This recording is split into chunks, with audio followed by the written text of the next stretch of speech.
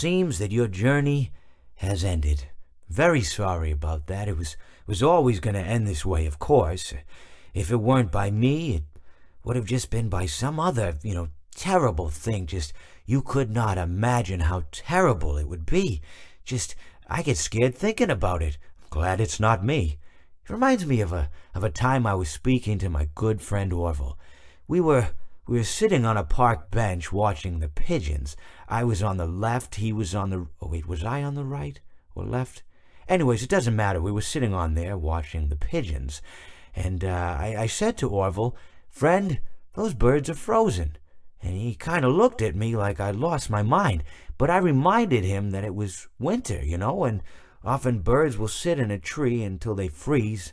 And then they sort of fall to the ground until the sun warms up and they can, move around again. So I said to Orville, "You might as well save those breadcrumbs until the birds thaw, because they can't very well enjoy them in the condition they're in."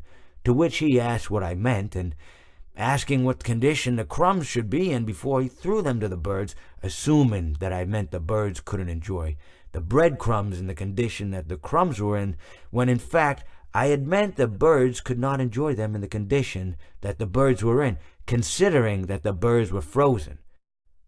So he took a moment and then threw his last handful onto the ground. I said to him, "Orville, why did you throw the breadcrumbs to the birds when I just told you they're frozen?"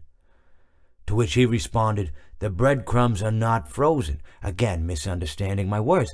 I didn't mean to say that the breadcrumbs were frozen when I said I told you they're frozen. I'd been referring to the birds. In hindsight, what I should have said was, and this would make perfect sense, "Why did you throw the breadcrumbs to the birds when the birds are frozen?"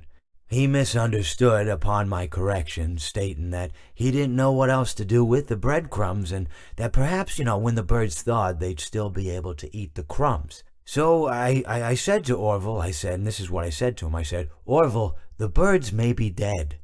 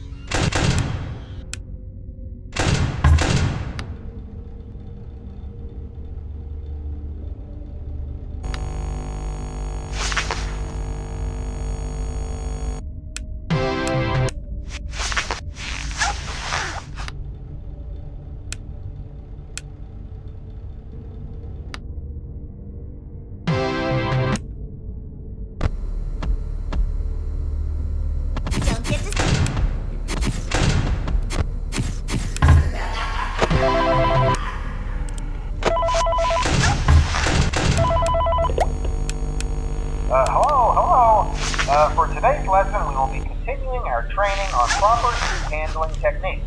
When using an animatronic as a suit, please ensure that the animatronic parts are tightly compressed and fastened by the spring locks located around the inside of the suit.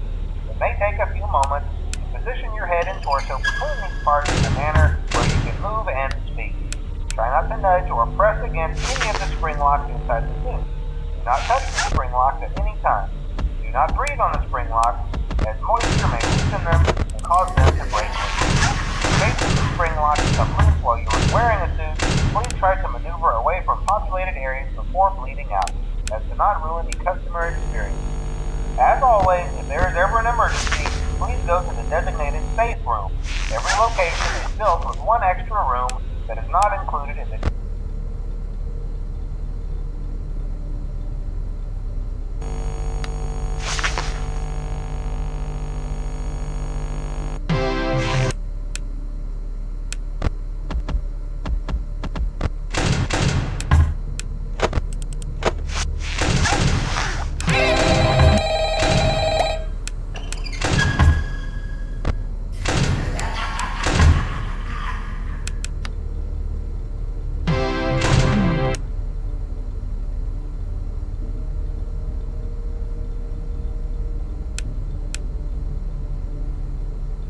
ready for my close-up.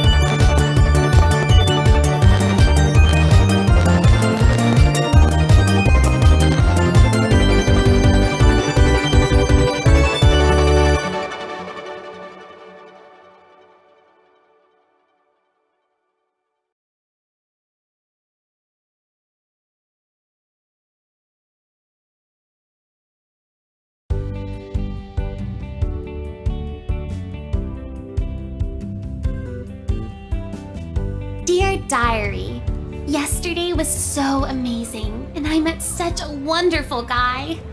But I don't think it was meant to last, for my heart belongs to another. He's so amazing and strong and so cute. I've been thinking about him all day, and I think he's really into me too. He's the only one for me. I just know it. And I know just how to get him. Look at those eyes. Those amazing eyes. He'll be mine by the end of the day. I just know it. I told him that I've taken several live hostages at my house. But once he's there, I'll tell him that I let them go because I love him. He'll fall for me immediately. And once I have him, he'll be mine forever. There is only one thing that could possibly go wrong.